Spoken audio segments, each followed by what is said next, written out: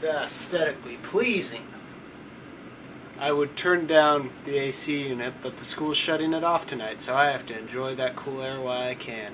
Hey guys, so today I want to do a quick review of The Magnificent Seven, which I've now seen twice.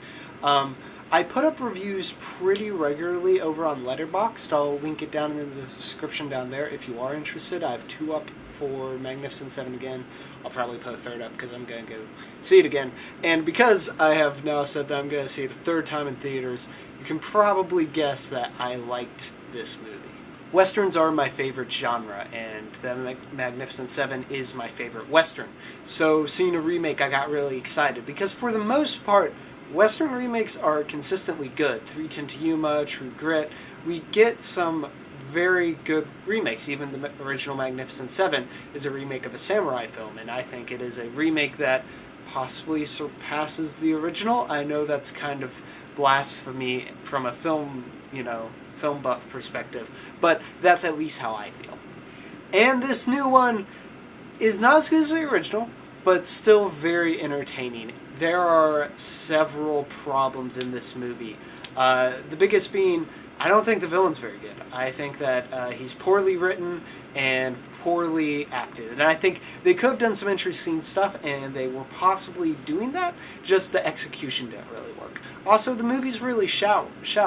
There is some bits of character development, but not a ton.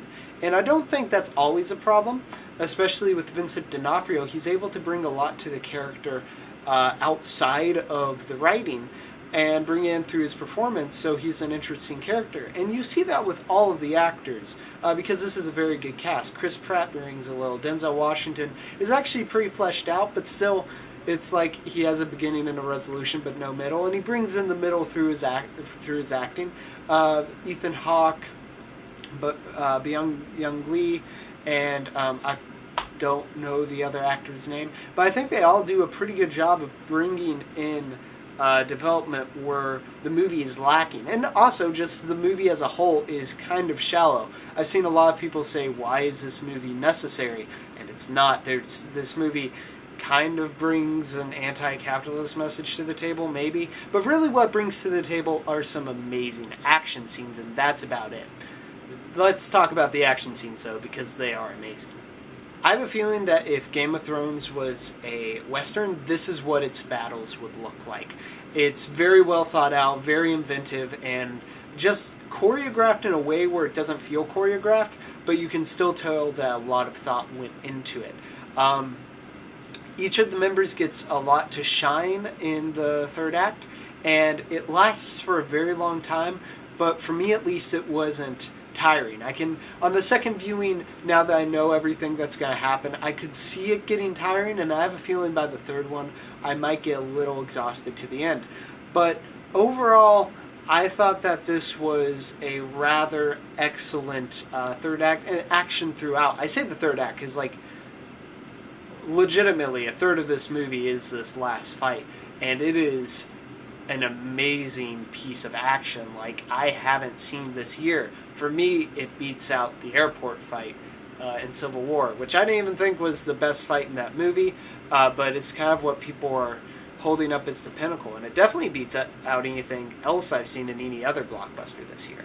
Also, I like that this is a new story. Well, okay, it's basically Blazing Saddles' story put into The Magnificent Seven, but it's new for The Magnificent Seven. They don't just recycle. And that took me by surprise when I originally saw the movie, but I really fell in love with it.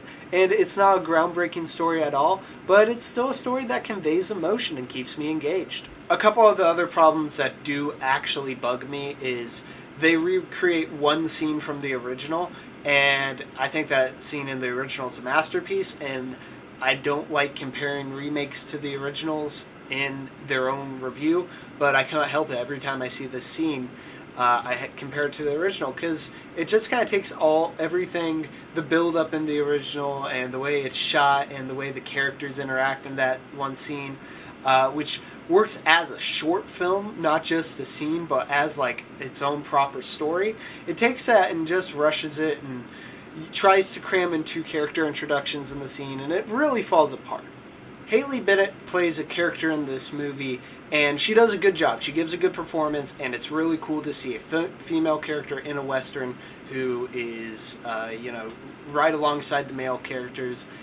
She's just as competent, and she's kicking butt right alongside them, and it's cool that they've done that, but her character is utterly pointless.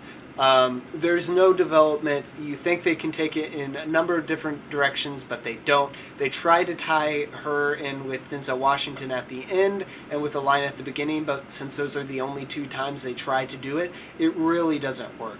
And it's a waste of potential.